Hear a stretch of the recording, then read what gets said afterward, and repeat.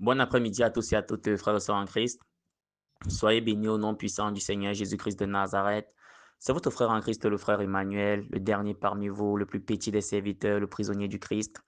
Mes frères et sœurs en Christ, par la grâce du Seigneur Jésus, nous allons partager autour d'un thème intitulé Épouse la dimension d'épouse. Je reprends le thème Épouse la dimension d'épouse. Je reprends le thème Épouse la dimension d'épouse. Voilà. Quand on écoute le thème comme ça, on sent qu'il y a redondance, c'est-à-dire répétition. Épouse la dimension d'épouse. Ça peut même t'embrouiller, ça revient deux fois. Au fait, quand on dit épouser ici, ça veut dire prendre un état de épouse, prendre un état de j'ai épousé telle fille, j'ai épousé tel monsieur, désormais j'ai pris l'état de. Tu vois un peu? Donc on épouse, on s'assemble, on se met ensemble. Donc épouse la dimension d'épouse, dorénavant prend la dimension de l'épouse. Pourquoi? Parce que en Christ, quand tu donnes ta vie à Jésus, tu crois en Jésus, tu acceptes Jésus dans ta vie, tu deviens l'épouse du Christ. C'est vrai que c'est quelque chose qu'au départ, moi-même, je n'entendais pas ça comme ça de mon oreille parce que j'avais un peu le raisonnement humain. Je dis, mais moi, je suis un homme. Comment je suis l'épouse de Jésus? Il y a quelque chose qui ne va pas. Mais en réalité, c'est ça. Quand tu donnes ta vie à Jésus, tu rejoins ce qu'on appelle l'Église. L'Église, c'est l'assemblée des saints. Ceux qui se sont mis à part pour servir Dieu, vous comprenez un peu l'Église. Je vais reprendre ça. L'assemblée des saints, ceux qui se sont mis à part pour servir Dieu. Maintenant, ceux qui se sont mis à part pour servir Dieu, qui forment l'assemblée des saints, forment dans ce qu'on appelle le corps du Christ, parce que Jésus est la tête. Maintenant, ce corps du Christ-là, c'est l'épouse de Jésus. Donc, on te demande que épouse la dimension d'épouse, cela veut dire quoi? Commence à te considérer comme l'épouse de Jésus. Maintenant, quels sont les avantages? Quand tu es l'épouse d'une personne, maintenant je vais prendre la dimension humaine, s'il y a des épouses qui vont me suivre, que le Seigneur vous bénisse les épouses. Vous savez que généralement, c'est vrai qu'aujourd'hui avec le monde qui devient de plus en plus juridique. Aujourd'hui, on peut se marier, bien séparer et tout. Mais l'idée spirituelle, c'est quoi? Genèse 2 au verset, Genèse 2 au verset 24. C'est pourquoi l'homme quittera son père et sa mère et s'attachera à sa femme et ils deviendront une seule chair. Donc, dans le plan de Dieu, toi et ta femme, vous êtes désormais un.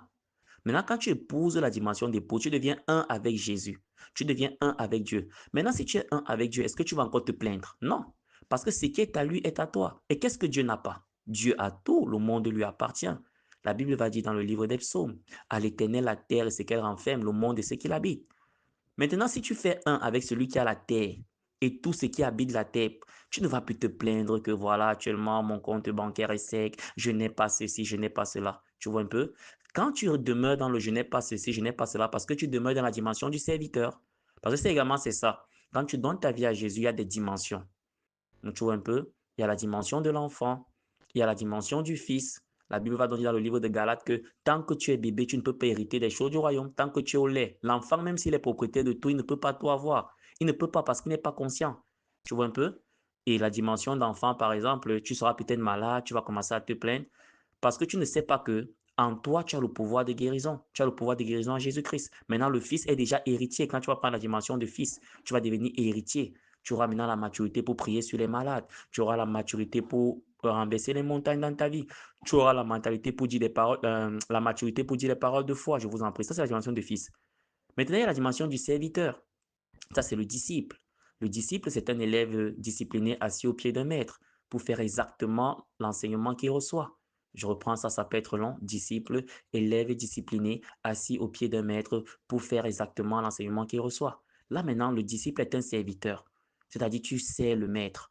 Tu sais Jésus et c'est une très bonne dimension. Tu sais le Seigneur, tu sais le Seigneur. Maintenant, au-dessus, il y a encore une dimension très supérieure que toi et moi, nous sommes appelés à épouser, c'est-à-dire à marier, c'est-à-dire à rejoindre, si vous voulez, c'est-à-dire à nous unir. C'est la dimension d'épouse. Maintenant, le serviteur, parfois, s'attend au salaire. Et c'est même normal. La Bible dit que, la Bible dit que l'ouvrier mérite son salaire.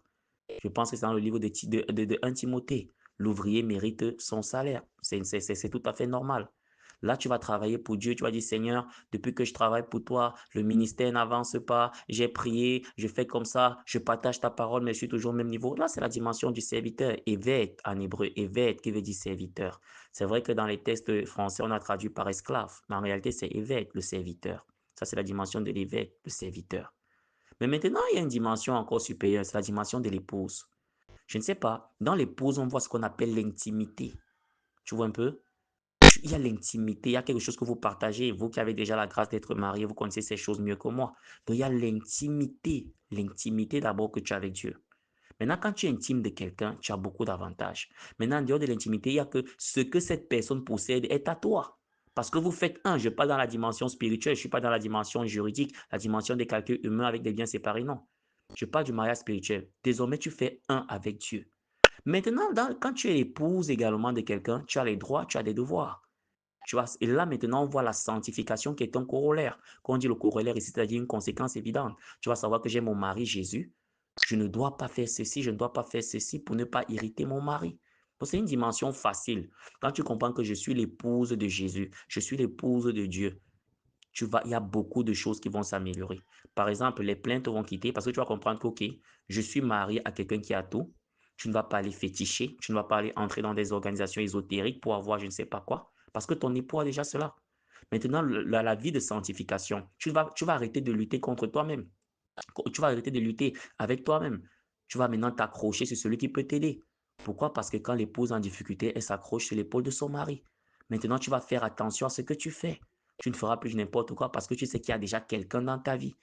Donc, épouse, la dimension d'épouse, c'est un peu ça. Frère en Christ, ce partage est né aujourd'hui d'un partage également, parce que en Christ, on reçoit et on se doit de redonner ce qu'on reçoit. Là, je sors du culte, là, j'étais avec des frères en Christ dans une communauté intitulée le Rassemblement des ouvriers de Christ, et on parlait de la foi, mais pendant qu'on parlait de la foi, l'orateur du jour, celui que le Saint-Esprit utilisait, a évoqué ces dimensions d'épouse. Et moi, j'étais assis là, et le Seigneur a développé ça comme un thème, et j'ai dit, je vais venir partager avec vous.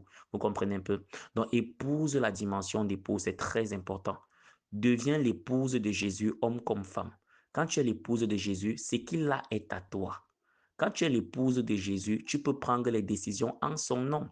Moi, je ne vous le dirai jamais assez, je suis dans le domaine de l'éducation. On convoque des parents, parfois c'est la maman qui vient. Le père dit, voilà, je suis empêché, mais ma femme va venir et les décisions qui sont prises sont entérinées. Donc toi également, tu pourras dire au nom de Jésus et les choses vont arriver avec toute la puissance. Pourquoi? Parce que tu as l'agrément de ton époux. Maintenant, pour que tu aies l'agrément de ton époux, il faut également chercher à plaire à son époux. Là, maintenant, on va entrer dans la dimension humaine. Parfois, quand ton mari et toi, ça ne donne pas, il y a certaines choses dont tu ne bénéficies plus. Or, quand il y a la confiance, tu plais à ton époux, c'est naturellement qu'il t'accorde des choses. Donc, c'est pour dire que quoi, dans cette relation, il y a le donner et il y a le donnant. C'est-à-dire, arrête d'aller vers Jésus, donne-moi, donne-moi, donne-moi. Toi, qu'est-ce que tu apportes dans la relation? Toi, qu'est-ce que tu apportes du côté de ton temps? Combien de temps tu investis dans la relation avec Dieu? Qu'est-ce que tu apportes? Dans un foyer, on se complète, n'est-ce pas? Le mari peut avoir des manquements que la femme complète. Et également vice-versa. Sauf que dans cette relation spirituelle, Jésus est parfait, lui n'a pas de manquement.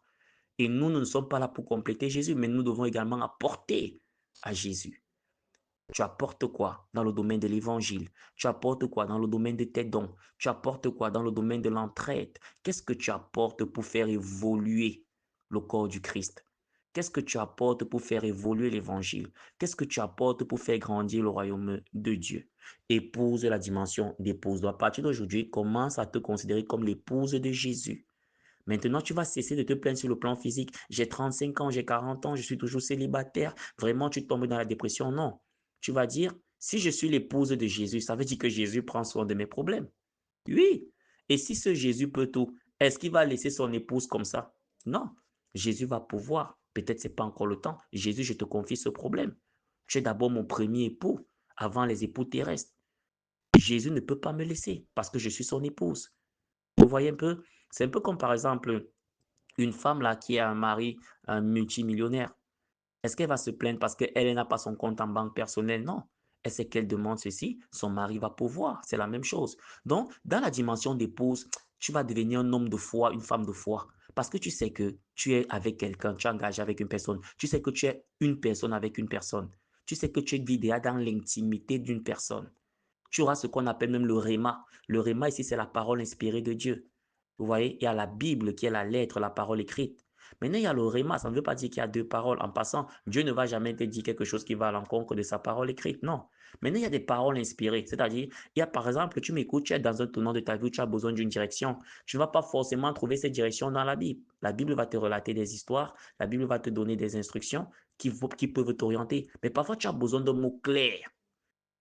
Et tu peux rester comme ça, tu entends la voix de Dieu. Ça, c'est la dimension de l'épouse. Parce que tu es dans l'intimité de Dieu. Dieu te dit, va comme ça, va comme ça. Il y a quelqu'un qui t'attend là-bas demain à 10 heures. Fais comme ça, fais comme ça. Écris à telle personne. Fais comme ça, fais comme ça. La demande, c'est oriente ça plutôt vers telle entreprise. Tu es là dans l'intimité de Dieu. Donc, épouse de la dimension d'épouse. Mes frères, on a assez planté le décor. Il ne s'agit pas d'un débat ou bien d'une discussion. Nous nous appuyons sur les Saintes Écritures, sur la parole écrite, la loi divine. Mes frères et sœurs en Christ, nous allons méditer dans quelques passages. Le premier passage, c'est Jean 3, verset 29.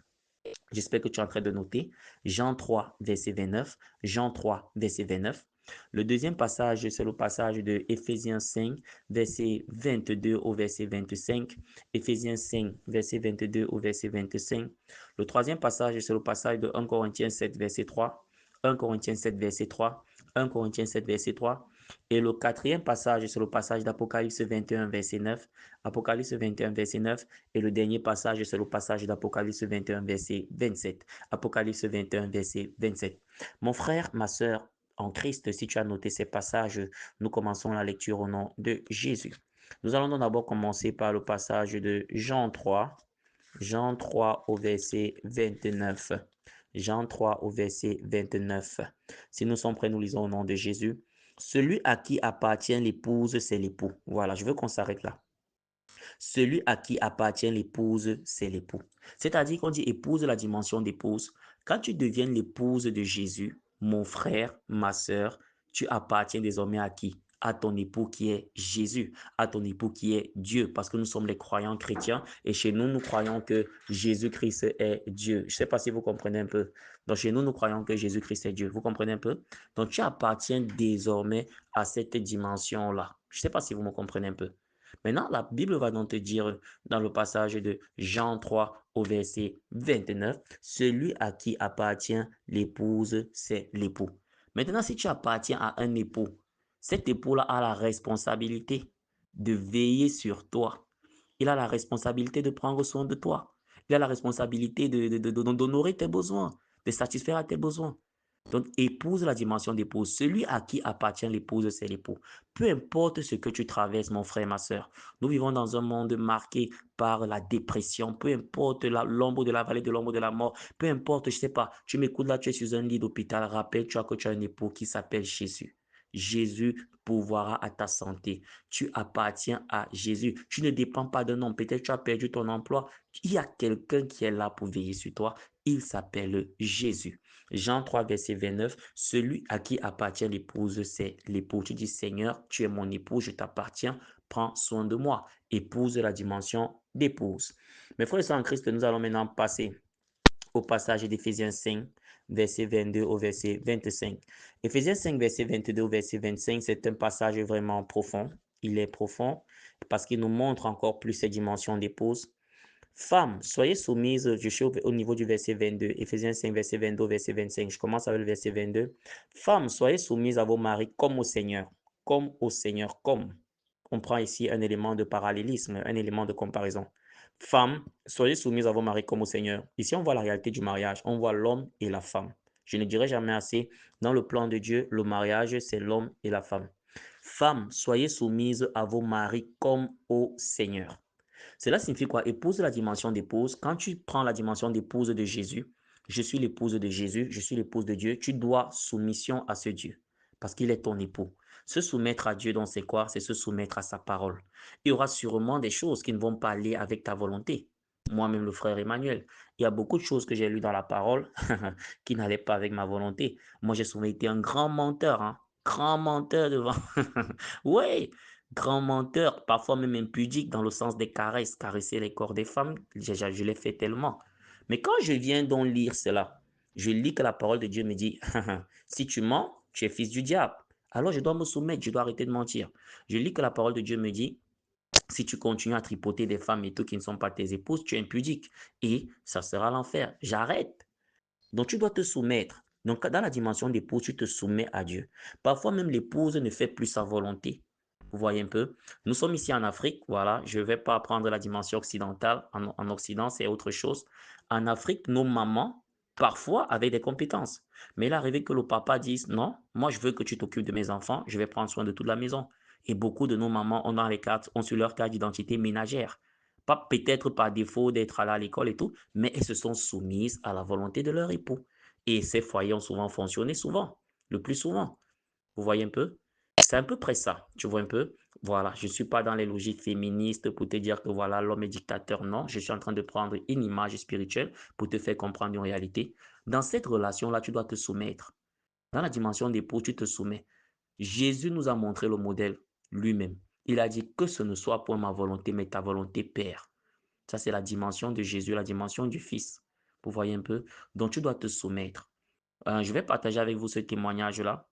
Le frère Emmanuel, que le Seigneur utilise, le dernier parmi vous, le plus petit des serviteurs. Moi, j'ai eu la grâce d'avoir le baptême du Saint-Esprit avant le baptême d'eau. C'est-à-dire, le Seigneur a souvent fait à l'inverse avec moi. Vous comprenez un peu? Donc, chez moi, j'ai eu le baptême du Saint-Esprit avant le baptême d'eau, parler en langue, des révélations, mais je n'avais pas toujours le baptême d'eau. J'avais été baptisé bébé dans l'église catholique, en passant que le Seigneur bénisse tous les catholiques. C'est pas pour pointer les catholiques du doigt. Mais je suis entré dans la parole de Dieu. J'ai vu que mon époux me demandait, me présentait le baptême comme un engagement du bon conseil. Il dit, mais eux, ils m'ont baptisé bébé. J'ai jamais pris cet engagement personnellement. Mon époux me présentait le baptême comme l'engagement d'une bonne conscience envers Dieu. Vous voyez un peu, qui nous sauve avec la résurrection de son fils Jésus. Ouais, qui nous sauve avec la résurrection de son fils Jésus. Ça veut dire qu'il faut d'abord que je meure avant de revenir. Maintenant, quel est le symbole? On doit me plonger. Baptême vient de baptiser, qui signifie plonger. Or, on m'avait plutôt aspergé quelques gouttes d'eau là dans la cathédrale. Vous voyez un peu? Après, je suis encore allé lire la parole où la parole de Dieu disait, soyez mes imitateurs. Je pense que c'est Paul qui le dit dans le passage de 1 Corinthiens 11 au verset 1. Soyez des imitateurs de Dieu comme moi-même je le suis de Christ. J'ai dit, voilà, la Bible me demande d'être un imitateur. Voilà, Paul dit, soyez mes imitateurs comme moi-même je le suis de Christ. Voilà, soyez mes imitateurs comme moi-même je le suis de Christ. 1 Corinthiens 11, 1, je paraphrase un peu. Je dis donc, Paul, l'apôtre Paul nous appelle à l'imiter, mais en réalité, on doit imiter Christ. Comment est-ce que Christ s'est baptisé? J'entre dans les Écritures, il avait 30 ans, il est entré dans le Jourdain, on l'a plongé. Voilà. Entre-temps, il y avait des raisonnements qui me disaient, voilà, frère Emmanuel, tu as le Saint-Esprit, le Seigneur t'utilise, tu fais des enseignements bibliques par sa grâce, tu n'as plus besoin de ça, voilà, voilà, voilà. Je dis non, il faut que je le fasse. Et c'est une preuve d'humilité. Jésus-Christ lui-même, avant de commencer son ministère, il était Jésus, il pouvait s'en passer. Il est allé voir Jean-Baptiste pour être baptisé. J'ai commencé à prier. J'ai prié pendant près de 2 ans.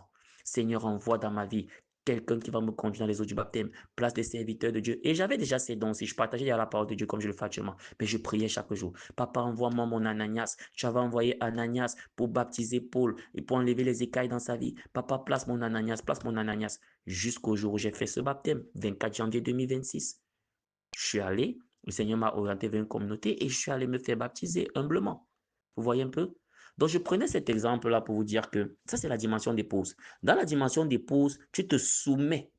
Tu ne fais plus forcément ce que tu veux, tu te soumets à la volonté de ton époux. Verset 23. Car le mari est le chef de la femme. Voilà. Ton chef, désormais, c'est Jésus. Dans la dimension d'époux, tu comprends que tu es un chef. Jésus. Comme Christ est le chef de l'Église. Voilà. Comme Christ est le chef de l'Église. Ici, épouse, la dimension d'épouse. En tant qu'Église du Seigneur, en tant que corps du Christ, en tant que membre du corps du Christ, désormais, ton époux, c'est Jésus qui est ton chef. C'est pas le frère Emmanuel qui le dit, c'est Éphésiens 5, verset 23. Et si je profite pour vous donner une astuce, en anglais on dit tips, a kind of tips. TIPS, vous qui êtes déjà dans les mariages, le mariage sera simple si tu comprends que mon mari, c'est comme Jésus pour moi. Tu vois un peu? Et moi, si tu es la femme, moi, je suis comme l'église pour lui. Maintenant, toi, homme, tu comprends qu'ok, en tant que Jésus, je dois subvenir aux besoins de mon église, qui est ma femme. Je dois prendre soin de l'église. Je ne peux pas tromper l'église. Vous voyez un peu? Je ne peux pas taper sur l'église. Je dois plutôt entretenir l'église. Toi, homme, c'est comme ça. Donc, tu te vois comme le Christ. Maintenant, toi, en tant que femme, je suis l'église, je dois soumission au Christ. Tu vois un peu? Mais en même temps que je suis l'église, je dois prier pour l'œuvre de Dieu. Tu commences à prier pour ton mari, tu commences à prier pour ses affaires. Maintenant, l'église ne doit pas s'arrêter à l'église. L'église doit produire des fidèles. Là, ce sont déjà vos enfants, les fidèles. Et l'église doit encadrer les fidèles, on doit encadrer les enfants. Donc, quand tu as cette dimension spirituelle du mariage, tu réussis dans ton mariage. Toi, l'homme, tu comprends que je suis le Christ pour ma famille. Toi, la femme, tu comprends que je suis l'église. Maintenant, l'église est saine, l'église est sanctifiée. Moi, femme, je ne peux pas me souiller. Je ne peux pas tromper mon mari. Par exemple, je prends des exemples comme ça. Donc, pour avec le verset 23, car le mari est le chef de la femme, comme Christ est le chef de l'église, qui est son corps. et dont il est le sauveur. Christ est le sauveur de l'Église. Ça veut dire que toi, le mari, tu es le sauveur de ta femme. Maintenant, épouse la dimension d'épouse. Ton sauveur, c'est qui? Quand tu deviens l'épouse de Jésus, Jésus est ton sauveur. Il est ton sauveur du point de vue de ton salut. Quand tu vas mourir, tu iras au ciel dans la Nouvelle Jérusalem. Tout à l'heure, on va voir cela. Il est également ton sauveur dans tes situations de chaque jour. C'est-à-dire, quand tu as un problème, je n'ai plus dit que tu ne peux plus te retourner vers les hommes parce qu'il va souvent utiliser les hommes. Mais rends-toi compte que tu es un sauveur. Tu es un sauveur dans ce problème de stérilité, hein. Tu es un sauveur dans ce problème de sous-emploi. Tu es un sauveur dans ce problème de pauvreté. Quand tu deviens l'épouse de Jésus, il devient ton sauveur. Il vient te sauver dans tes situations de chaque jour. Tu es un sauveur dans cette maladie. Toi qui m'écoutes et qui es malade, reçois ta guérison au nom de Jésus-Christ de Nazareth. On poursuit avec le verset 24. Or, de même que l'Église est soumise à Christ, les femmes aussi doivent l'être à leur mari en toutes choses. Dans la dimension d'épouse, tu es soumis à Jésus en toutes choses. En toutes choses. C'est-à-dire même les détails les plus abstraits, les détails les moindres détails, tu es soumis. Il y a souvent eu ces débats-là entre les chrétiens. Est-ce que telle pratique sexuelle est bonne? Est-ce que tu es soumis à Christ en toutes choses, même dans ta façon de faire les choses, dans ta façon de parler, dans ta façon de faire? Tu ne peux plus vivre comme tu veux. En toutes choses, tu dois faire comme Jésus demande. On poursuit avec le verset 25.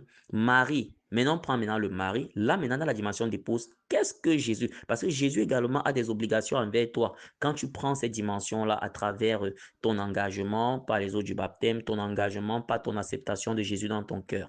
Verset 25.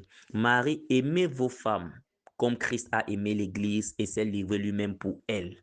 Maintenant, Jésus va t'aimer. Si Jésus t'aime, il ne va pas te laisser dans la souffrance. Jésus ne va pas vouloir que tu mènes une vie triste. Pourquoi? Parce qu'on a la révélation dans Jérémie 29, verset 11. Je connais les projets que j'ai formés sur vous, projets de paix et non de malheur, pour vous donner un avenir et de l'espérance. Donc, dans la dimension d'épouse, tu vas bénéficier de l'amour de Dieu. Et l'amour de Dieu est même plus fort que ton amour pour toi. Waouh! Parce que toi, tu penses, il y a des choses que tu penses qui sont bonnes pour toi, mais tu ne sais pas que ces choses, ces choses peut-être, c'est pour te conduire à ta perte. Donc, Dieu qui t'aime plus que toi-même, parce que c'est lui qui t'a créé, tu bénéficieras du bonheur. Épouse la dimension d'épouse. On dit qu'il t'a tellement aimé au point qu'il a donné sa vie. Je ne sais pas s'il y a un amour supérieur. Donc, quand tu donnes ta vie à Jésus, Dieu Jésus, là également, donne sa vie pour toi. Et cela est activé par le sacrifice qu'il a déjà fait sur la croix. Donc, épouse la dimension d'épouse, comprends que tu es l'épouse de Jésus-Christ. Mes frères et sœurs en Christ, nous allons donc poursuivre, je pense, avec 1 Corinthiens 7 au verset 3. 1 Corinthiens 7 au verset 3. Épouse de la dimension d'épouse, mon frère, deviens l'épouse de Jésus, mon frère, deviens l'épouse de Jésus, ma sœur.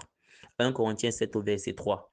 Que le mari rende à sa femme ce qu'il lui doit et que la femme agisse de même envers son mari. Voilà. Quand tu épouses la dimension d'épouse, tu entres dans un contrat nuptial, tu vois un peu un contrat de mariage. Que le mari rende à sa femme ce qu'il lui doit. C'est-à-dire, on vient de voir là tout à l'heure ce que le mari doit donner à la femme. Le mari doit donner de l'amour, le mari doit donner sa vie. Que Jésus-Christ te rende ce qu'il te doit. Jésus-Christ te doit son amour. Jésus-Christ te doit sa vie. C'est pour cela que quand tu vas entrer dans la dimension d'épouse, il va te donner sa vie. Tu auras la vie en Jésus. Il dit, je suis le chemin, la résurrection et la vie. Il dit, celui qui croit en moi vivra même s'il meurt. Dans la dimension d'épouse, Jésus-Christ va te donner sa vie. Il va te donner son amour. Maintenant, quand il va te donner sa vie, c'est quoi? C'est la sanctification, sainteté.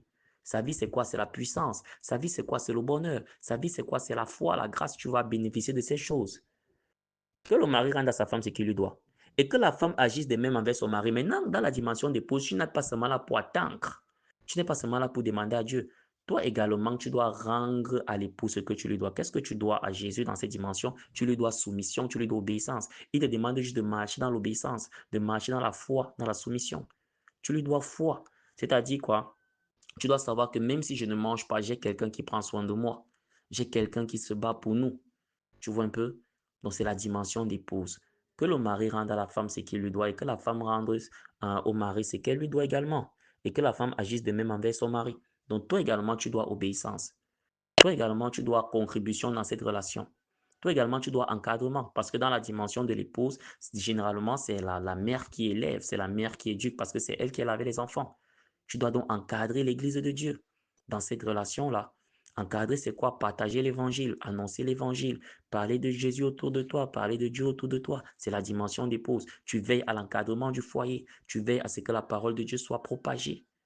Tu veilles. Ce n'est pas seulement toi qui veux. Toi également, tu dois également des devoirs. Qu'est-ce que j'apporte au Christ? Maintenant, ta prière va commencer à changer dans la dimension d'épouse. Au lieu de toujours demander, tu vas dire, Seigneur, je suis censé faire telle chose. Donne-moi la force pour faire ceci. Donne-moi la force pour mettre sur pied ce projet, pour que le royaume de Dieu puisse s'agrandir. C'est la dimension d'épouse. Mes frères et sœurs en Christ, on va donc conclure avec Apocalypse 21, verset 9. Apocalypse 21, verset 9. Si nous sommes prêts, nous lisons au nom puissant du Seigneur Jésus-Christ de Nazareth. Apocalypse 21 au verset 9. Puis un des 7 anges qui tenait les 7 coupes remplies des 7 derniers fléaux vint, et il m'adressa la parole en disant, viens, je te montrerai l'épouse, la femme de l'agneau. Viens, je te montrerai l'épouse, la femme de l'agneau. On a vu que l'épouse, c'est l'Église. Maintenant, pour rester fidèle à ce passage, parce qu'il y a également le contexte, l'environnement, quand tu vas poursuivre la lecture, tu vas te rendre compte que la femme de l'agneau ici, c'est la nouvelle Jérusalem, c'est-à-dire la cité sainte. Maintenant, la ville sainte, voilà, la nouvelle Jérusalem, la ville sainte. Maintenant, une ville n'a de sens que de par ses occupants. Une ville n'a de sens que de par ses occupants. C'est pour ça qu'il y a des maires. C'est pour ça qu'il y a des communes. Pour gérer la ville, vous comprenez un peu? Vous pouvez avoir la meilleure ville, mais si les occupants sont sales, il est probable que la ville retourne dans la saleté. Donc ici, on dit, viens, je vais te présenter l'agneau. On dit, puis un des 7 anges qui tenait les 7 coupes remplies des 7 derniers fléaux vint, et il m'adressa la parole en disant, viens, je te montrerai l'épouse, la femme de l'agneau. L'épouse, la femme de l'agneau ici, la nouvelle Jérusalem, la ville sainte. Mais une ville n'a de sens que de par ses occupants. Maintenant, qui sont ces occupants? Les qui sont appelés à occuper la nouvelle Jérusalem? C'est le corps du Christ et l'Église. Maintenant, on va donc voir ce corps du Christ, les caractéristiques dans Apocalypse 21, verset 27. Il n'entrera chez elle rien de souillé, c'est-à-dire au niveau de l'épouse. Il n'entrera chez elle rien de souillé. Quand tu vas épouser la dimension de l'épouse, tu dois enlever la souillure. Quand tu épouses la dimension de l'épouse, tu entres dans la ville sainte qu'on appelle la Nouvelle Jérusalem. Maintenant, tu ne peux pas entrer dans cette ville avec les souillures, avec le péché. Épouser la dimension d'épouse également, c'est enlever le péché sur soi. C'est enlever le péché sur soi.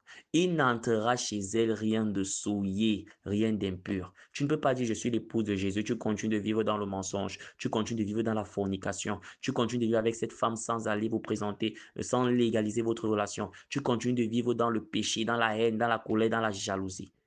Dans épouser la dimension d'épouse, j'entre dans la ville sainte, la Nouvelle Jérusalem, mais je dois me débarrasser de la souillure. Et pour cela, j'ai besoin de qui? Du Saint-Esprit. Et Apocalypse 21, verset 27, il n'entrera chez elle rien de souillé, ni personne qui se livre à l'abomination. Tu ne peux pas épouser la dimension d'épouse avec l'abomination, mon frère. L'abomination, c'est l'iniquité, c'est-à-dire c'est ce qui est tellement sale devant Dieu.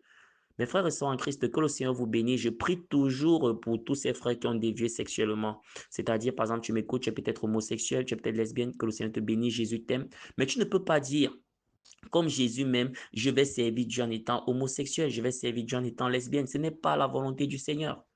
Tu vois un peu? Donc, pour prendre cette dimension d'épouse, tu dois d'abord enlever ce qui est sale. Tu enlèves d'abord ce qui est sale. Maintenant, si ça, tu n'arrives pas, tu dois t'accrocher à Jésus.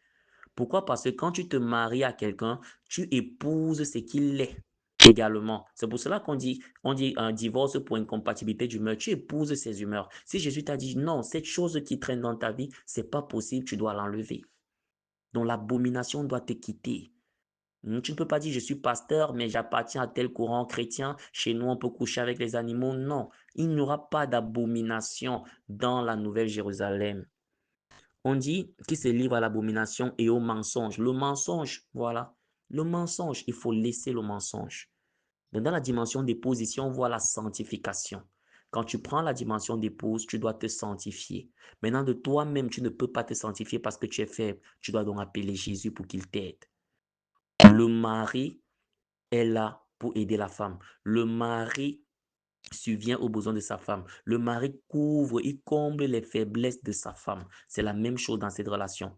Pour partir dans cette relation, tu n'as pas besoin d'y aller en étant parfait. Mais on doit voir ta volonté. Tu comprends un peu? Seigneur, j'ai ce péché, le mensonge. Seigneur, j'ai encore la fornication, mais je viens vers toi tel que je suis, papa. Aide-moi à me débarrasser de la fornication. Seigneur, il y a l'homosexualité en moi. C'est contraire à ta parole. Aide-moi à me débarrasser de l'homosexualité. La Bible dit dans le livre de Jérémie 29 au verset 13, vous me chercherez et vous me trouverez si vous me cherchez de tout votre cœur. Dieu, c'est le cœur qui regarde. S'il voit ton cœur décidé à l'embrasser, il va te débarrasser de ces choses. Pourquoi? Parce que la parole de Dieu est formelle dans le livre de Apocalypse 21, verset 27. Il n'entrera chez elle rien de souillé, rien d'abominable, rien d'impur. Il n'entrera que ceux qui ont le nom écrit dans le livre de vie de l'agneau. Donc, dans la dimension d'épouse, on se sanctifie. Épouse, la dimension d'épouse, commence à te sanctifier. Peut-être tu as demandé des choses à Dieu depuis, tu ne vois pas et tu es déçu. Mais regarde également ta vie de sanctification. Est-ce que tu t'es déjà débarrassé de la souillure? Ésaïe 59, verset 20. La main de l'Éternel n'est pas trop courte pour sauver, ni mon oreille très dure pour entendre. Mais ce sont vos péchés qui mettent une séparation entre vous et moi. Ce sont vos péchés qui vous cachent ma face et qui m'empêchent de vous écouter. Le péché empêche Dieu de t'écouter. Le péché empêche Dieu d'agir dans ta vie. Donc, quand tu épouses la dimension d'épouse, tu épouses également la nature de cette personne. C'est pour cela que vous allez voir que même juridiquement, la femme peut mourir en laissant les dettes. Le mari est tenu de payer. Vous formez un seul. Tu ne peux pas former un avec un Dieu saint et toi, tu restes dans la souillure. Donc, épouse la dimension d'épouse, sanctifie-toi. Entre dans la nouvelle Jérusalem parce que tu ne pourras pas entrer dans la ville sainte avec la souillure, avec l'abomination. Mes frères et sœurs en Christ, j'espère que ce partage vous a béni. Épouse la dimension d'épouse. Tu as longtemps été serviteur de Dieu, sois béni, c'est bien d'être serviteur. Tu as longtemps été disciple de Jésus, sois béni, c'est bien d'être disciple. Mais il y a encore une dimension supérieure, c'est la dimension de l'épouse. Ça, c'est l'intimité avec Dieu. Épouse la dimension d'épouse, deviens l'épouse du Seigneur. Quand tu deviendras l'épouse du Seigneur, tu bénéficieras de son intimité, tu bénéficieras de sa nature, tu bénéficieras encore en grandeur nature de sa puissance, mais tu marcheras encore plus dans l'obéissance, sachant que dorénavant, tu as un chef à qui tu dois soumission. Mes frères et sœurs en Christ, j'espère que ce partage vous a béni. Épouse de la dimension d'épouse, on bénit le Seigneur pour ce partage. Partage-le avec le maximum de personnes. Nous prions au nom de Jésus. Père éternel, sois béni, sois élevé. Seigneur, merci pour ce partage intitulé Épouse de la dimension d'épouse. Papa, tu nous invites à devenir ton épouse, car tu es le chef de l'Église. Nous, le corps du Christ, nous sommes appelés à devenir l'épouse de Jésus. Oh Seigneur, nous avons été des disciples, nous avons été des serviteurs, nous avons été des enfants de Dieu, nous avons même été des fils. Mais papa, aide-nous à entrer dans ton intimité en épousant la dimension d'épouse. La dimension d'épouse qui se traduit par le fait que dorénavant, nous savons que nous avons quelqu'un qui veille sur nous. Nous savons qu'il y a quelqu'un qui peut donner sa vie pour nous, qui a donné sa vie pour nous. Mais nous également, nous savons qu'il y a quelqu'un à qui nous devons nous soumettre dans l'obéissance de la parole. Papa, à partir d'aujourd'hui, nous arrêtons de nous inquiéter par rapport à nos vies, par rapport à ce que nous n'avons pas, car nous sommes désormais l'épouse du Christ. Et en tant qu'épouse du Christ, nous avons un époux qui prend soin de nous. Père éternel, c'est au nom puissant du Seigneur Jésus-Christ de Nazareth que nous avons prié. Béni sois-tu, Seigneur. Amen.